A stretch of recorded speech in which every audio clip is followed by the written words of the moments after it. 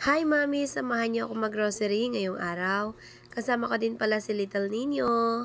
Yes, dahil naka-duty na ang ating daddy, so si Little Nino lang muna ang kasama ni Mommy for today's video. Bago kami pumasok sa grocery, dinala ko muna si Little Nino dito sa may Jollibee para kumain. Burger steak yung binili ko sa kanya dahil yan yung favorite niya.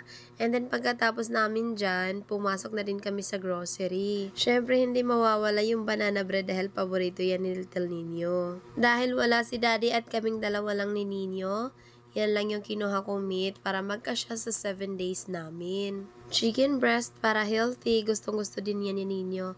And then egg, nag-iisip ako kung yan yung organic ang kukunin ko or yung white, pero sobrang mahal ng organic, so kinuha ko yung white. Pumunta ako ng grocery na 1,500 lang yung budget ko, kaya kinuha ko lang talaga yung mga necessity ko dito sa bahay, yung mga essential lang talaga. Seasonings para sa negosyo, and then yung oil. Yung oil na yan talaga yung hinahanap ko pag napunta ako sa grocery kasi cholesterol free siya. Ayan, mas healthy sa lahat ng oil. So, sobrang pagtitipid ko, kumuha lang talaga ako ng mga naka-budget pack like this na may mga discount siya para makatipid-tipid ako. So, ayan, 2 patsit canton lang kasi ako lang naman yung kakain.